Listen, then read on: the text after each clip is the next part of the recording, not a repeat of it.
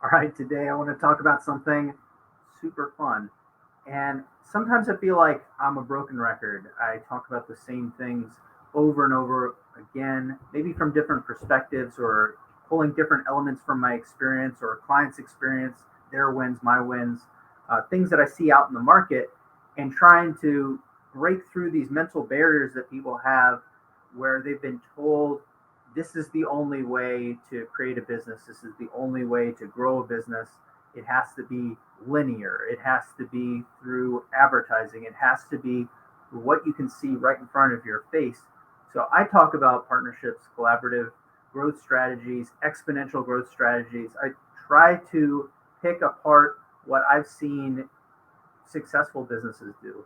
So high growth organizations, large corporations, I see how they approach product development, business development, innovation, how they work with government entities, how they work with each other, how they work with scientists who aren't really great business people to pull leading intellectual property, and then how do they commercialize that and bring it to the market.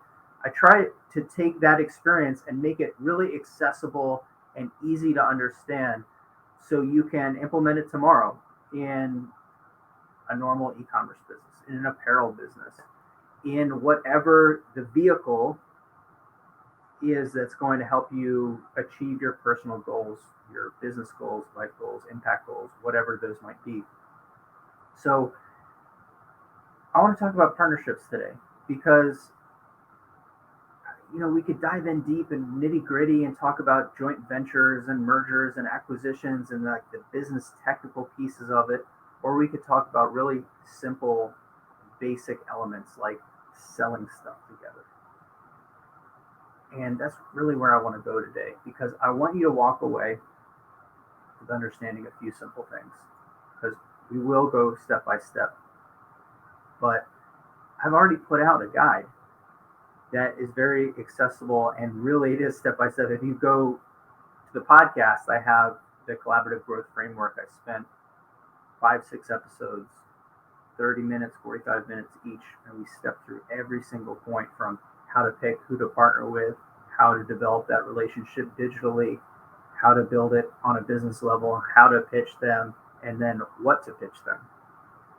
Because that's a very simple breakdown of what a business relationship would look like, what a partnership could look like. But the difficulty is that I don't want to sound like a conspiracy theorist, but we're pushed because you're on a social network right now, right? You're on social media, you're fed social media. You turn on the TV, you're fed news, right? You're inside of a bubble, and the bubble talks about itself.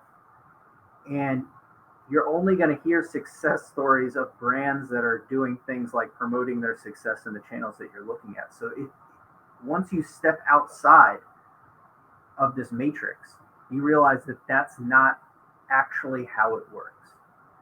This isn't a conspiracy theory, this is a conspiracy fact. Because if you were to believe the Facebook ad marketing myth, you would say that this is how all businesses work. They have a Shopify store or maybe a WooCommerce store. We got to pick one. And we've got to run ads and we've got to find that great creative and we run ads, but we can choose. Maybe we're going to be really cutting edge and we're going to pick TikTok or we're going to do Facebook and Instagram. That's great. And look, that's one of a dozen or more different ways of accessing a customer. It's just one piece. It's one piece out of one piece. That's not even what advertising is. That's not even really what media buying is.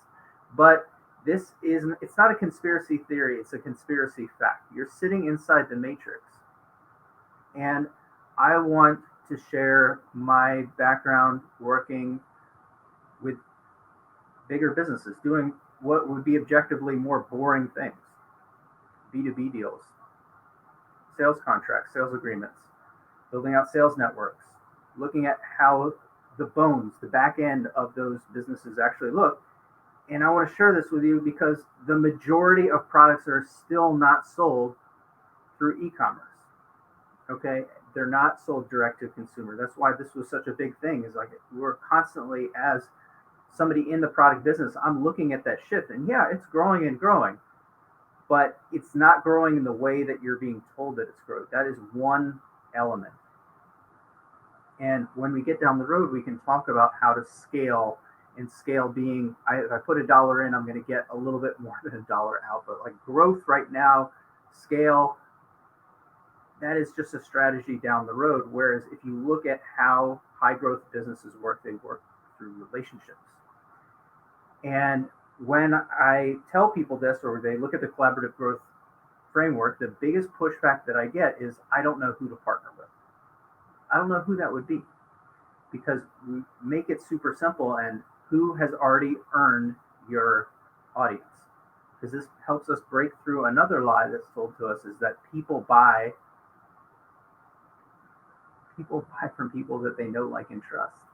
And it's objectively false, right? So if we think with a scientific brain, science doesn't ever prove something is 100% true.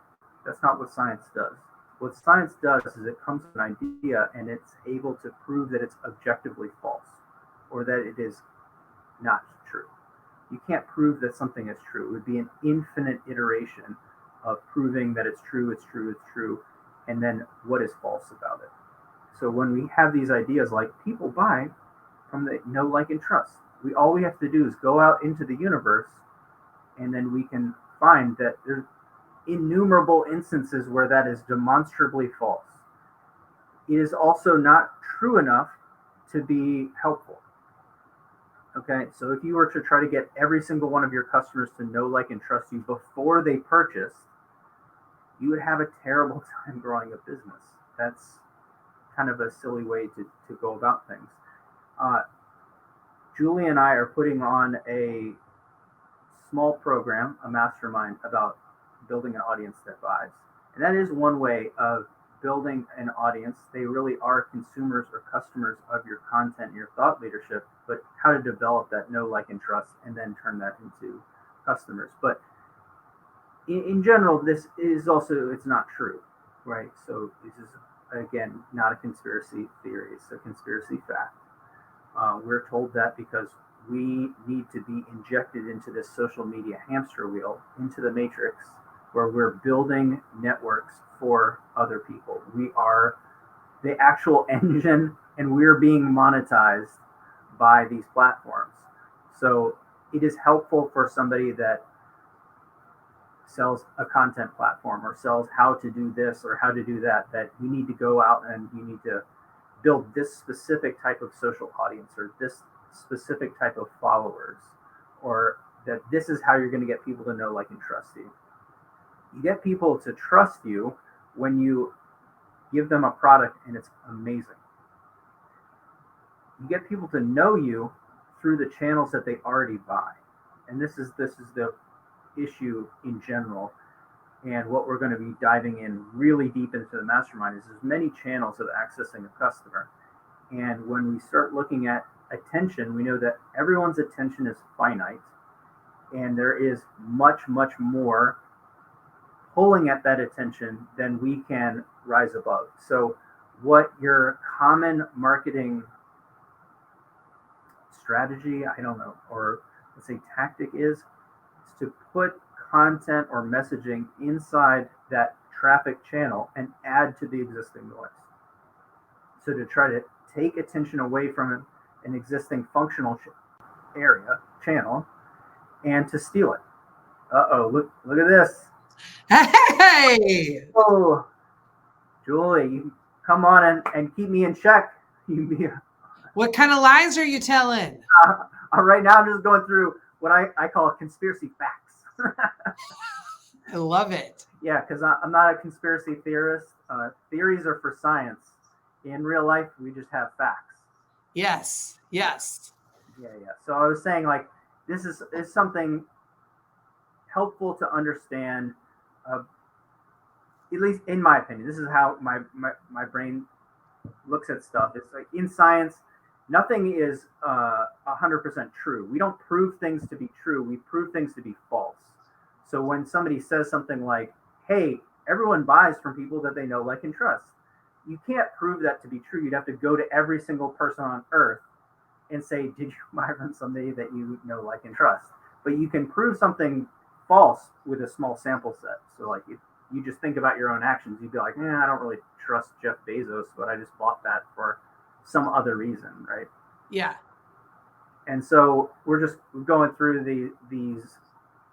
I want people to shift their understanding of how customers actually buy. And when we understand that it's not from like building up our own channel of know, like, and trust, we realize that I buy from Jeff Bezos from Amazon because it's convenient. And if I want to sell in a convenient way, and I'm not a fan of Amazon, but that traffic already exists. The attention is already there. There's eyeballs on the platform. So I can create my own platform and be like, I'm going to take my ball and go home. Now I've got to compete against Amazon, or I can plunk myself into the river of attention that's already there and just compete where the eyeballs already are. Correct.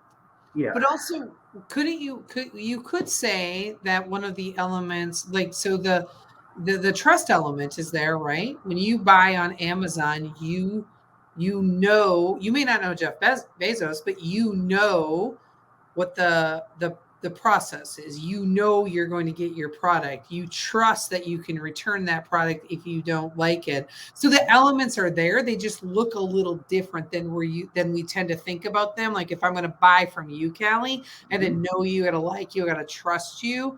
That's different than when you're buying from a corporation where that know, like, and trust come into play. That's a interesting way of looking at it too, because you have a high degree of trust for the business model itself, right? Yes.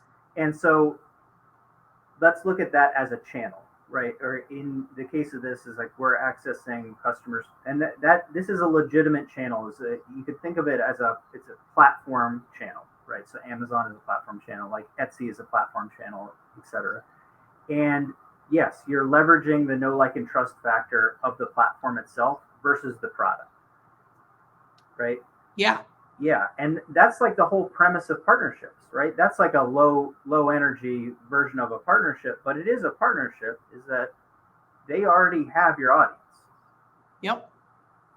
The reason I don't like Amazon is like it's so big that you're competing against lots of other people. They won't protect your intellectual property. So if somebody steals, like they want to be, Shmuley Trabsler and put their product for a tenth of the price, they're not going to do anything about it, right? Exactly. Or Amazon will steal the product themselves. Hey, that can't be proven. No, they 100% will. They do it. They even steal products from themselves because they realize that there's very little saturation point to branding. This is a good lesson for people, is that these are the most savvy e-com people on the planet. And instead of saying we're going to have one brand of leggings, they make 5 brands of leggings. And they realize that the market is so big that they can't make one cohesive brand to actually address all the people on their platform. This is as a whole different lesson, maybe for a different live, but this is how important having niche focus and understanding brand messaging is that they already own all of they can send out an email to almost 1 billion people saying we have the best leggings. They don't. They have 5 companies. I think they have like, if you can, everybody can check me on this, but it's like a dozen different female athletic brands that they have on the platform just for this one purpose. But like the point of this is that we're taught like there's this formula. It's kind of like drop shipping. This is like, it's just such nonsense. It's like we do this, we do that, and then there's success, and then people try it. Julie, how many people have been like so obsessed with their product and then they launch and then like nothing happens? It's really hard to. That's a hard one to watch happen, right? So I've almost every client that we've had help launch a new business, they are sure that their product is going to be so great, or their service is going to be so great that people are just going to like flock to buy it. And they don't understand the need to really develop that audience that's going to want to buy it, right? or to figure out, like you always talk about, who already has the audience that I can lean into and leverage. And then there's this ultimate, like, huge letdown and almost where they want to quit because they're like, this isn't. And in fact, I can think of 5 entrepreneurs off the top of my head that we've helped that got to the point where they pretty much gave up on their business because it didn't go the direction that they just expected it would, just based on the fact that they loved what they were selling. Yeah, this is kind of crazy because, well, one, in my head, I have like a couple people that we know right now, and it's really hard to believe it until you do it, because being an entrepreneur, you have to have this hubris that you're going to be successful. Otherwise, your survival mentality would kick in. You'd be like, hell no, I'm not doing that. Right. Like, this sounds dangerous, right? But you're like, yeah, if they could do it, I could do it. And kudos. It's great. Like, it's amazing. But what's crazy is to watch people that hire me or hire you as the person that knows what they're talking about, and say, look, this is what's going to happen. Like, no one cares. You're the millionth person to sell a t-shirt that says like win on it. You're really going to have to do more. It's, even if the product is amazing, you're going to have to do more. You're going to have to figure out, how do I not add to the noise of the universe, but how do I use the existing messaging that people are already dialed in, listening to, they know and like and trust, or whatever that channel is. How do I just complement, like in a chorus voice, aligned with what they already want to listen to or already do listen to, instead of saying like, hey, look at me, like I'm the new guy, like, like, listen to me. And it's like watching a slow motion train wreck. Mm-hmm. Oh my god, it's so it's why I started Resolute Collective, and it's still like the most frustrating thing, because people are like, nah, it's gonna go great. Just watch. And I'm like, I don't want to. Like, I don't want to. Like, I've already seen this movie. Yeah, I've seen how it ends. Like, yeah, it sucks. It's frustrating, and especially when you have, and I don't mean this to sound hokey or boastful, but when, Callie, when it's somebody like you or me or Corey, where we care so much about what happens, the outcome. We want people to win, right? You want them to win, and you're trying to show them demonstrable ways to win and tell them the things not to do that are going to direct them away from winning, and they don't listen. It's painful. It's really painful to see happen, because you're like, listen, I'm not like the best interest. You are my client. It is in my best interest that you win. I want you to win. I need you to listen. And you want to like shake them, and they don't. And you're like, okay. It's almost like you want them to sign like a waiver. I did not listen to the experts. Yeah, like, okay, well, let's. Yeah, it's really interesting to me, because it plays into this conspiracy theory that I have, is that we're in the matrix, we're in the platform, right? Mm-hmm. This is how I started this call. It's like we're in Facebook, like we're inside of Facebook. So it's like a little kind of echo chamber, is that you see ads for t-shirts, so you think that that's how t-shirt companies grow. Yeah. Right. And you see, you see what you see, and I'm like, I've been doing this since before Facebook, right? Yeah. So I've been doing this before even Google ads were a thing. So it's like, I have seen different things come and go, and right now, I mean, Facebook ads used to be like amazing, and I pick on it so much just because this is my conspiracy fact, is that it is demonstrably not true. The largest brands grow because they have a promotional mix. They have different channels, and they're largely using Facebook as a element inside of a range of different ways of acquiring customers. Mm-hmm. It is not their sole method of customer acquisition. So when you step outside the matrix and you see everybody doing like just this thing where they're like, I'm going to source a Chinese product, I'm going to put a Shopify page up, I'm going to buy as few of these products as possible, and I'm going to push ads to Facebook. I'm like, dude, that's the same step 1, 2, 3 that every knucklehead on earth is doing. There's no way that can reliably work, because if that worked, I could write a little machine learning bot that would just do that automatically. It would just grab a product and, and that's what every rip-off guru for e-com is teaching. It's like, you do this, like easy sourcing and private labeling, slap this up on here and sell this on Facebook. I'm like, it could be profitable, like, but as you're talking about this, the brand that keeps coming to my mind that is a really good example of the spend needed to really grow a brand. And you might have more like factual data points. So there's gonna be a little bit of assumptions on what I'm gonna say.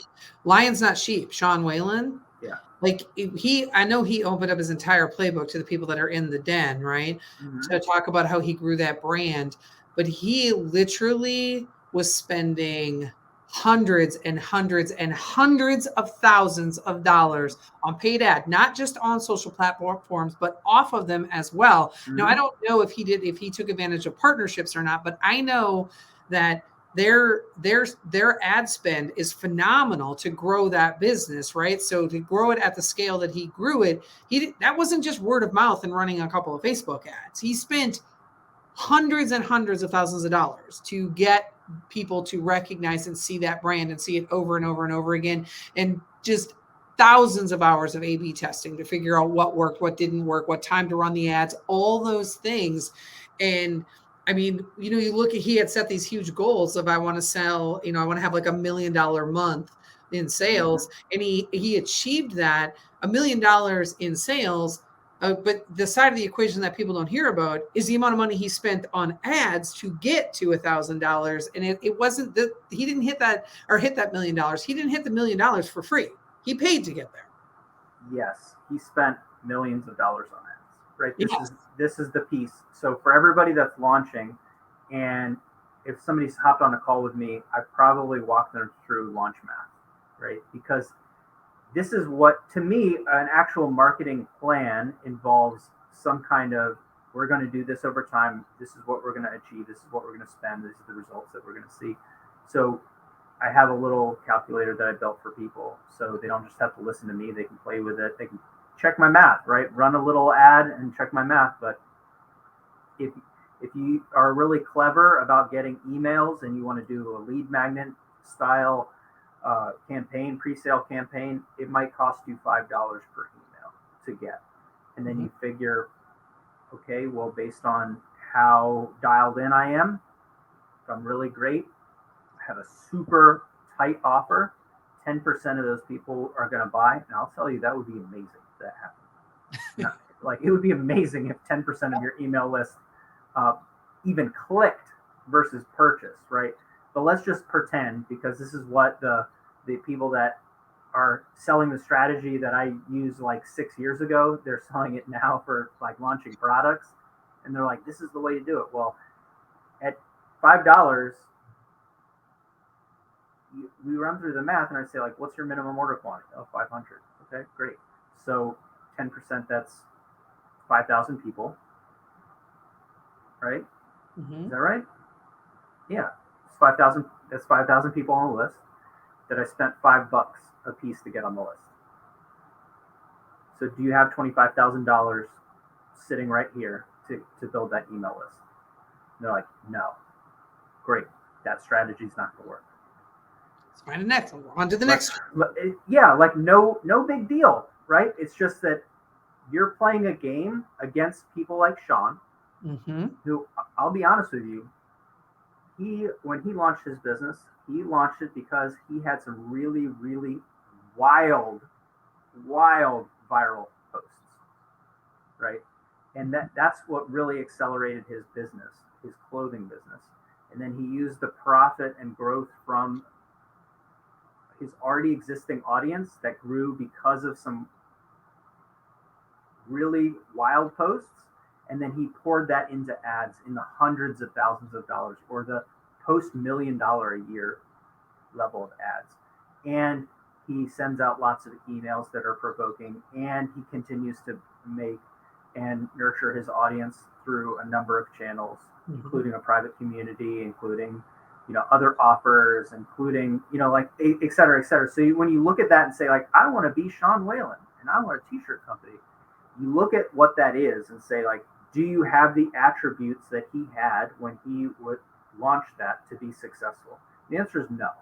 Almost nobody that we talk to is like, do you have like 200,000 followers? Do you have like 1,000 comments per post on Instagram? Yeah. From people? Like, no. Do you, well, in that case, like, probably you can't you can't do what he did because you're not what he was, right? And you don't want to spend what he spends now. So right. What about the people who have this notion that they just need one influencer to use their product and then they're going to make it big? Like, talk about that. Like, if I can get,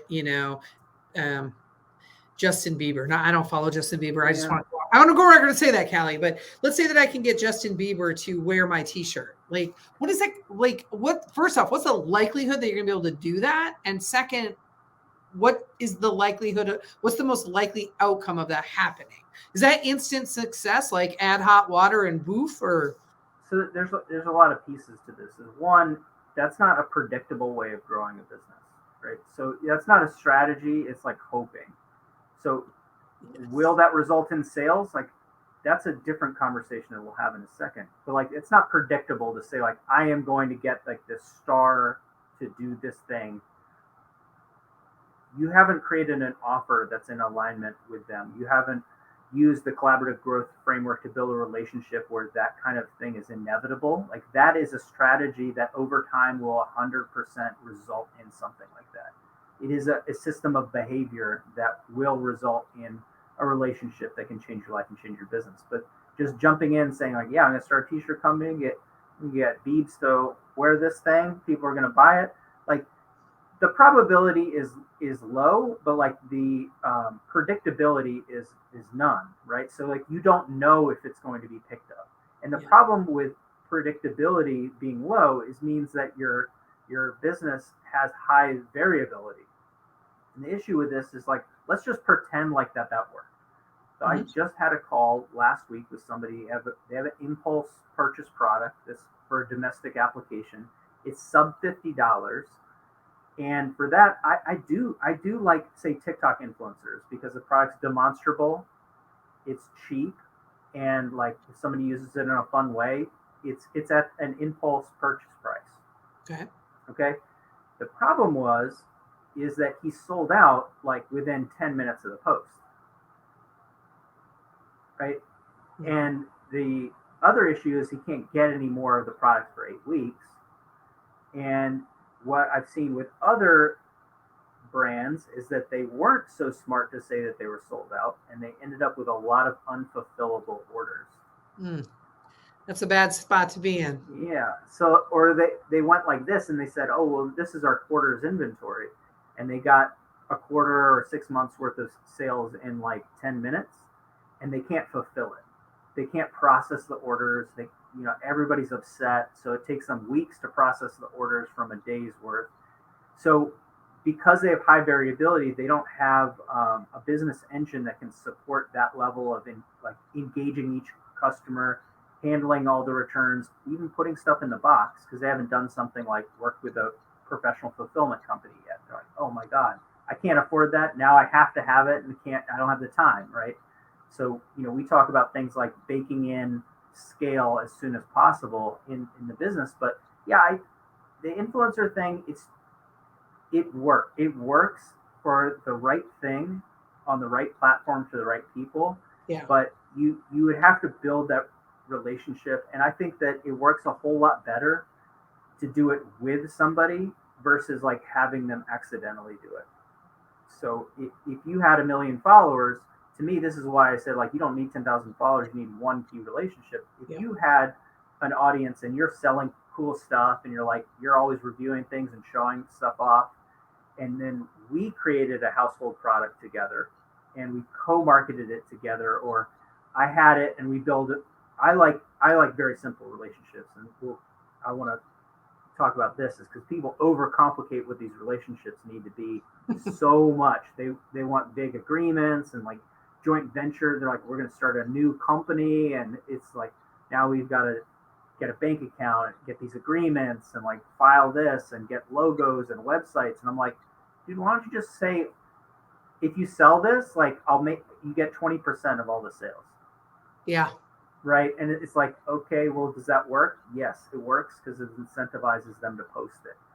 Right. And like they will make money. How much would customer acquisition cost be on a $50 item with Facebook ads? Well, if you're really good, $25. If you kind of suck, like over $50. So like if I gave somebody $10 every time I sold a $50 item, it's all right. I mean, it's okay, but I could make those sales pretty quickly. They would be incentivized to do this behavior. We'd have a professional relationship. It would be predictable, right?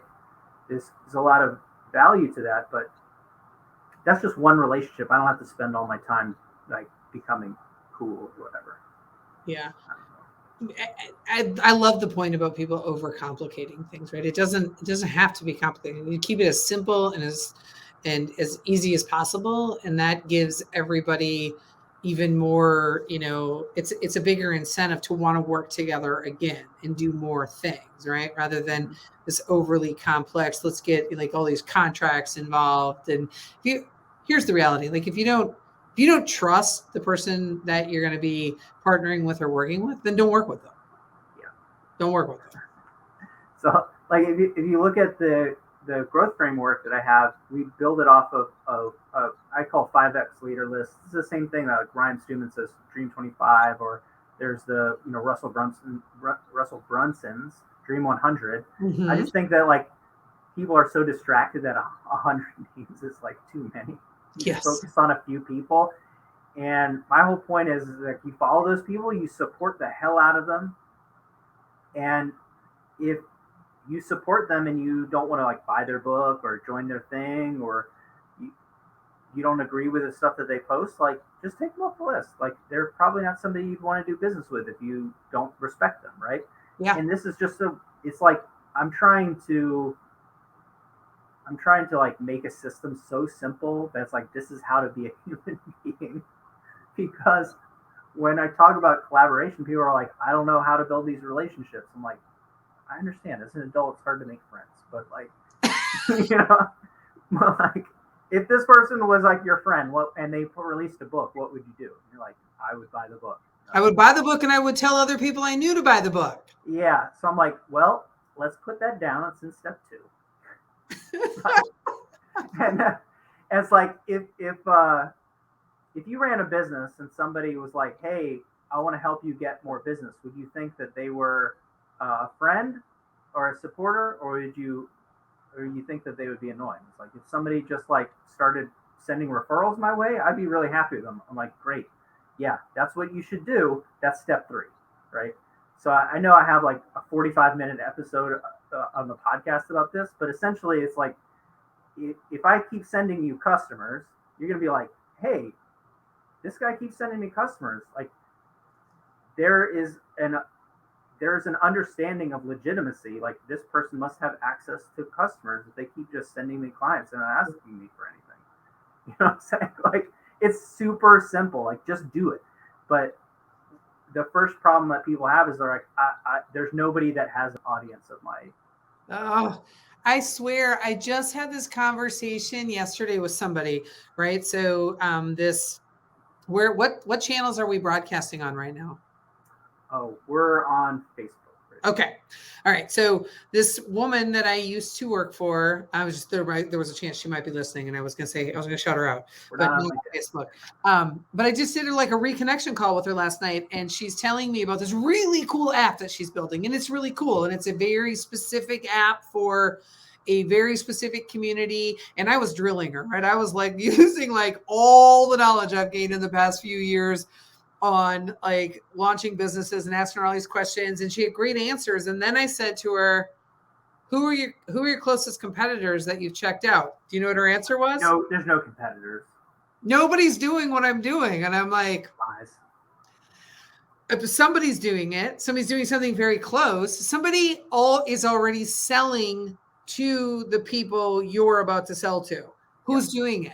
Like, and it was, and all of a sudden I'm like, come on, you're a really smart, savvy businesswoman. You know you aren't the only person doing this. In fact, you used to work for somebody who's doing this. Yeah, it's like the conversation's super painful, and it's like a mental barrier issue Mhm. because we're protecting ourselves from that realization of reality and the fear associated with it is like, yeah, there's nobody doing what I'm doing. I'm like, who cares? Like, that's not how competition works, anyways. So, Right. nothing is always your biggest competition. That's Yes, right. And that people, I think people forget that so frequently though. Like you can, like literally anybody who might buy from you could literally make the decision of doing nothing. I'm not going to buy anything. yeah, And so you need to have the compelling reason of why they should be buying, right? Or using. But back to that, getting the key partnerships and why they're so much more important than 1,000 or 10,000 Instagram followers. If you're not, Kelly, why do I need a partnership versus having 10,000 followers on Instagram? Why is a partnership more valuable to me? well, there's a couple of reasons, but if you're just starting a brand, first I want somebody to look at the ecosystem of solutions that are serving that client. Mm-hmm. So you if you can't do this mental exercise, you have an overly simplistic or egocentric version of your business. So people look at it and they say, I'm doing this thing. That's it. I'm going to sell this thing to a client. I'm like, no. The customer wants to achieve a certain thing. Nobody wants those leggings from Jeff Bezos because of a random reason. They want it because they think they're going to look good, which was going to give them confidence. They think they want them because they're going to take a new yoga class and they're trying to get physically fit or more flexible. There's some kind of goal that's floating around in their head. And if it's a goal like that, it always ends up boiling down to like belonging or the confidence of belonging because we're dumb creatures. Baked into our head is that we will be accepted by the tribe. We're not going to be rejected out into the cold, right? Right. And if you say, okay, well, what's the goal that somebody has associated? I'm going to achieve this thing, which is going to allow me to maintain or get more of this hierarchy in this tribe, right? And you look at that and say, okay, well, they have a goal. Well, your product is just one piece, or your service is just one piece in that ecosystem of other things that are required for them to have that transformation and that piece in their life, right? Mm-hmm. And it's super easy to see in fitness, but it's hard for people who sell products because they're like, I sell spatulas. I'm like, well, okay, great. One, you are going to have a really hard time running a business because like that's a low ticket single item, and we need to be thinking about what are they trying to do. But for business services, this makes a ton of sense, right? It's pretty easy. For fitness, this makes a ton of sense. It's like nobody wants to just like understand the processes in their business. What they want is they want more revenue because of this, or we can do a 5 why, like why. But Mm-hmm. when you start asking people about their problems, you realize like, here's all the different cool things that they need that you don't do, or you shouldn't do because you don't know anything about it. Yeah. And then once you realize that, you realize like, okay, well, there's probably a thought leader or a successful business or a great social account or whatever, great YouTube channel that's about that thing. Well, their success is because they've already captured and earned the trust of your customers. So if I have 10,000 followers most of those people they're consumers of content. Mm-hmm. They're not consumers of product. So this is like an email list on to the next level. Is that there's levels of intent, right? An email list is generally high intent, but your open rates are going to be 20 or 30% at most.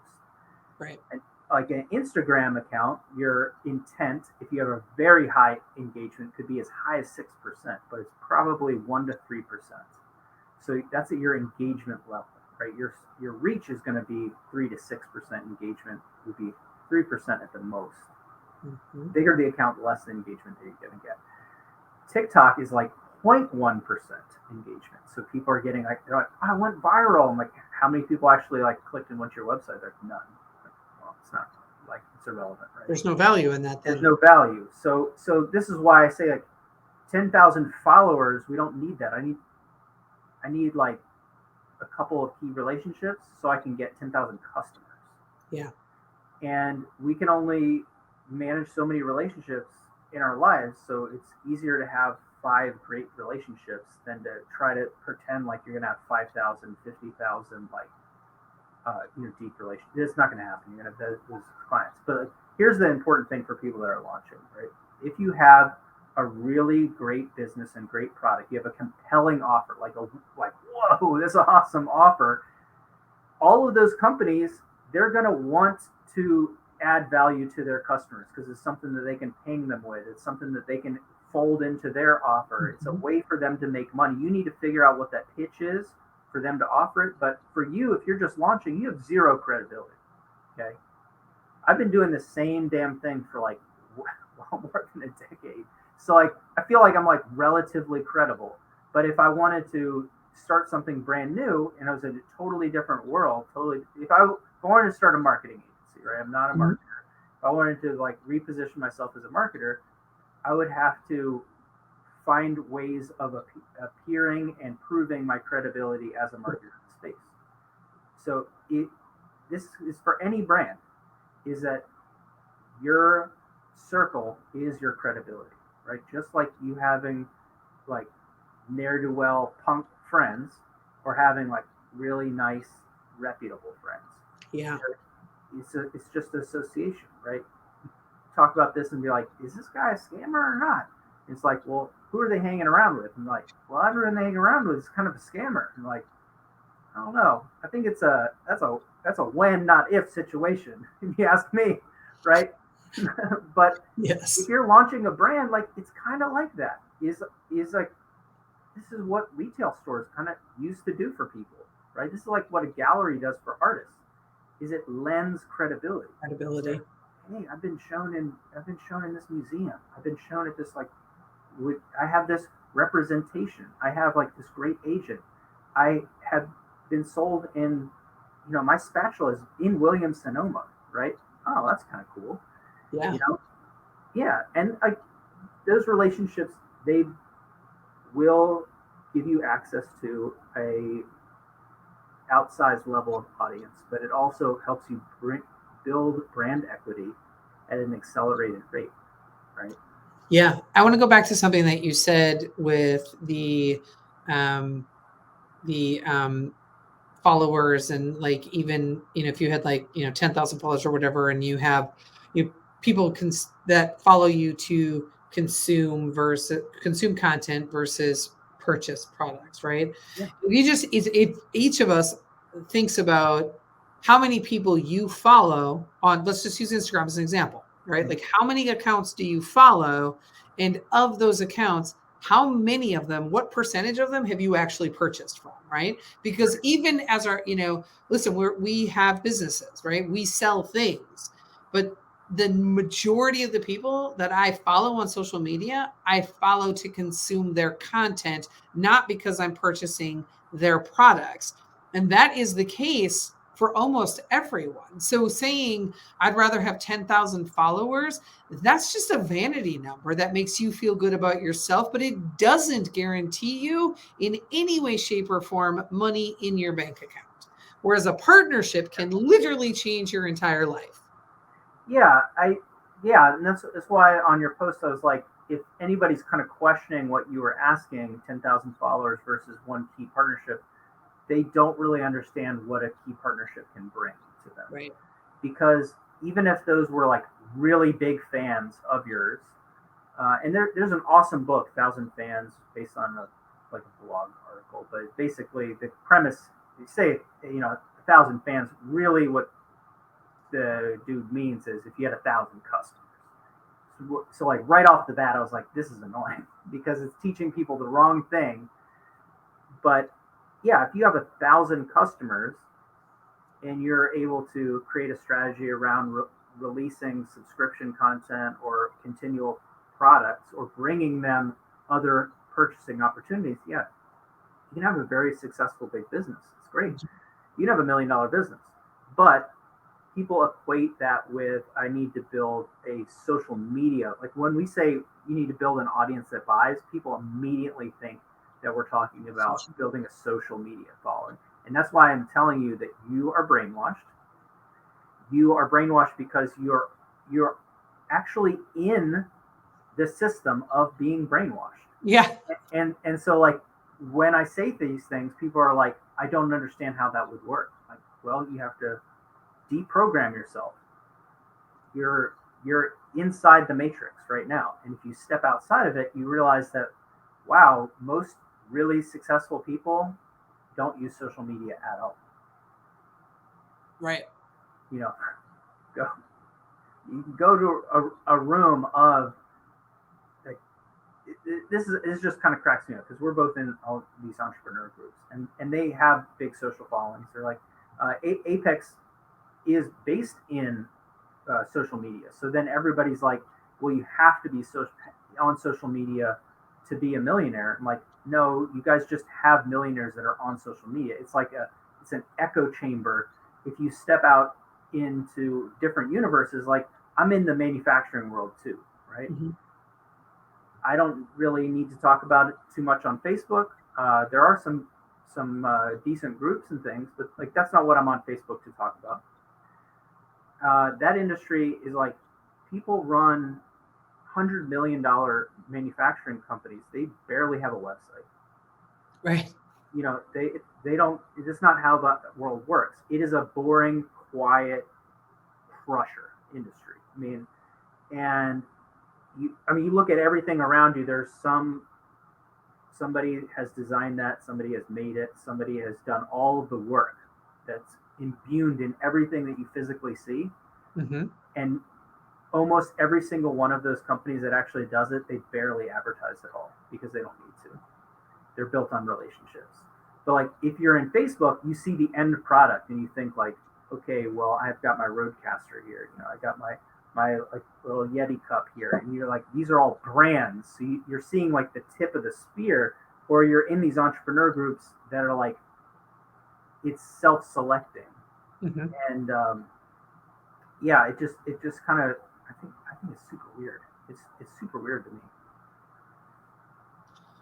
Brainwashed. I'm with you. We've been brainwashed. Yeah. In reality, what we're doing is we're building somebody else's audience. It's really to the advantage of these entrepreneurial groups because they'll say like, okay, what you need to do is you need to take my content and share it out. You need to talk like me, and you need to share the message of this group, and you need to be on video, and you need to have an Instagram, and you need to have Facebook, and you need to have a Facebook group, and that serves the purpose of the group. Like it may or may not, it will work. It will work. It's just a crazy amount of effort, and if you have to run a substantial business, it's kind of a waste of time, in my opinion. But like, it serves the purposes of the group. It makes the group bring in more people who believe in that premise, and then everybody is like in the cult of like this is how it works. And like it just isn't how it works though. It's like how it works because it's the only way that you do it, and then everyone that doesn't do it falls out of that group. So it's all just like it's survivor bias. Yeah, it's that's a really interesting model to watch. Right? And you think, huh? But you can also it also becomes really obvious who is in that group because they're all doing the same thing. Yeah. Right. All of them. Like we saw it all with the the pay to play to be like on the Forbes Business Council, right? Anybody who thinks those people didn't pay to become a member of that, and then they're posting these big posts about how proud they are of that they've just been accepted to it, and I'm like, you paid to be a part of it, but we're not going to talk about that piece of it. Yeah, I was talking to a client, and I was like, actually, I've been published in some of these. I can't even find the articles to put them on my profile because they're not really super valuable to get published like digitally in Forbes, right? Right. But what actually is super valuable is to get published by the local news. So it's like, look at the SEO value of the local news station. It's super easy to get published. Like, it has the specific area. We talk like Cabo. If Cabo is on the local news, like the SEO power of that is great, but also the reach is very specific. They're all high domain ranked on Google. They're highly credible sites, but that's not cool. People are like, no, that's not cool. I want to be in Forbes. I'm like, it really has zero value. Right. Zero value. Yeah. But you're right, because even like this past week when we did like a charity golf event where we sponsored it, and it was, SB Pace and Cabo and Certivium, all three of us sponsored it. The number of people who knew about Cabo because they had read about it in the Richmond Biz Sense, which is a local online, it was insane. And that was like 6 weeks ago. And everybody's like, oh yeah, I read about it in Richmond Biz Sense. And I'm like, of course you did. Yeah. And it was free. It's super, yeah, and so this blows everybody's mind because again, they're like outside the matrix. It's like we're living in this entrepreneur bubble where talking to other entrepreneurs about entrepreneurship so we can coach entrepreneurs is like it's like my turtles all the way down theory.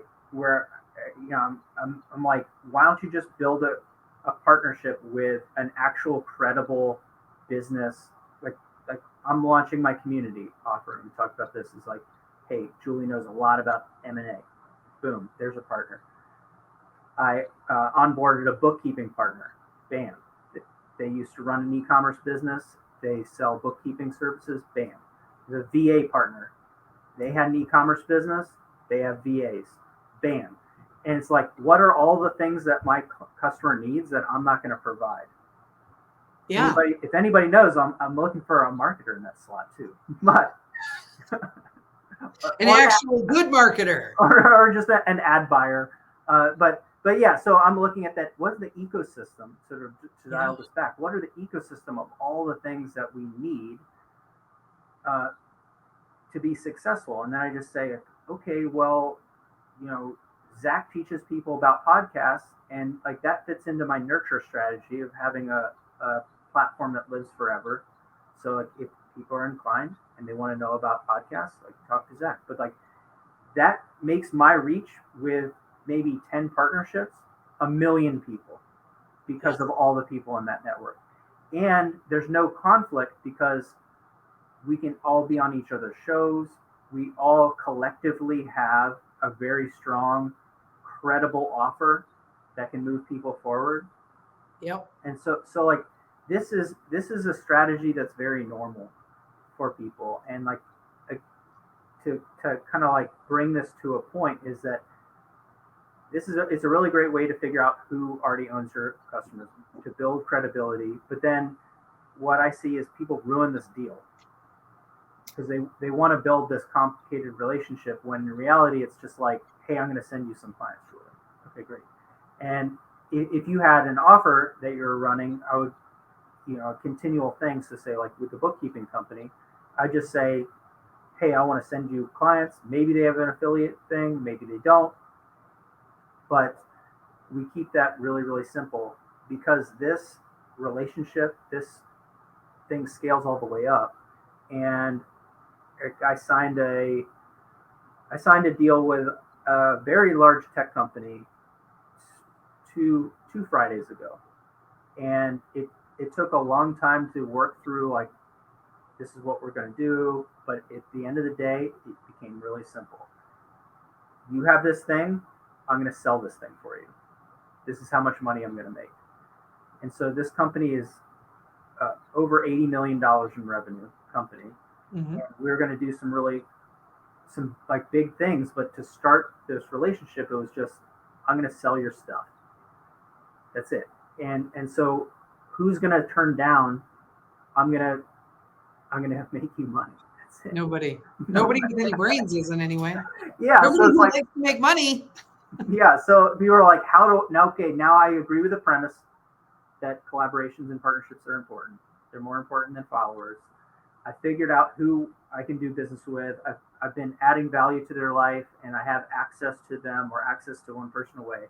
But like, what? Why would they want to collaborate with me? What would I have to offer? I'm like, make them money. That's it. Make them money. If you have a thing, and I'm like, Julie, I have a really hot product. Everybody loves it. I'm about to get in another shipment of them. It's $100. I'll pay you $20 for everyone that you sell if you just send out an email to your list. I'll give you an early crack at it. Like, nobody wants to do that, but like, if you built that relationship, and I say like, Julie, you send out 2-3 emails, like a week or so apart. First talking about the product, talking about this, and like, generally people make between $3,000 and $5,000 for those emails. Like, I know you have a product coming out next month. We'll do the same thing. It's called cross promotion. Like, it's a super normal thing for regular businesses, but every entrepreneur is like, oh my God, would they say yes? I'm like, you're offering to pay them thousands of dollars for like a couple of emails. Also, who cares if they say no? You'll never know if you don't ask. Step one, ask. Yeah. So it's like, but it's a really easy way to start easiest way to start this relationship is like, hey, you have this thing, I can help you sell it. I want to send out an email to my email list, or I want to put it on my website, or I want to help you sell your book or your program or your course. Figure out a way you can make somebody money, and like, if you make money for people, like, they are more inclined to be your friends. Like, it's really simple. You want to start a relationship, make somebody revenue for their business, and then your pitch has a place to land. Yep. And this is it's a pretty wild conversation. I can't wait to get into this in the mastermind, because I know I talk about this specific thing a lot, but there's a lot of similar other channels too. There are. Yeah. Yeah, I love it. I think we established in this particular live that you're cooler than me because you went with Biebs. I said Justin Bieber, and you're like, you want to work with the Biebs? And I'm like, Biebs. Oh my God, Callie's actually cooler than I am. Well, all right. Well, hey, thanks for spending a little bit of time with me on Saturday. And yes. Look, everybody, we're doing something really cool. I know we kind of had a few soft CTAs there, but here's the hard sell. You should message Julie or myself. You should talk about the build an audience that buys, because if you've ever launched a product and you thought that my 10,000 followers on Instagram were going to rush to your door, with torches and pitchforks and pure, unstoppable love, and rip all the products out of your warehouse, and then you launched and nobody cared at all, why we're doing this thing, because that's what I don't want to strike. I don't want to play on pain and fear, but like, that is the reality of life, is that we're all busy. We're all distracted. When you launch a product, you're putting it into a distracted world. You're like, here's one more thing. You need to care about this one more thing now. And people, they will not care. They don't care. They won't even hear about it. So we have a mastermind. We're going to talk about all the different channels of how to get to your customers. But more importantly, that these channels exist so you can break out of the matrix, how to select them, test them, try them, and then whittle down an actual strategy to get attention, nurture that attention, and actually make sales. So 3 channels. That's all you need to run $1 million business. And I'm going to save your life, because you won't spend forever on social media wasting it anymore. You can focus on your business and actually. Exactly. But, all right. Well, thanks, Julie. Thanks, Callie.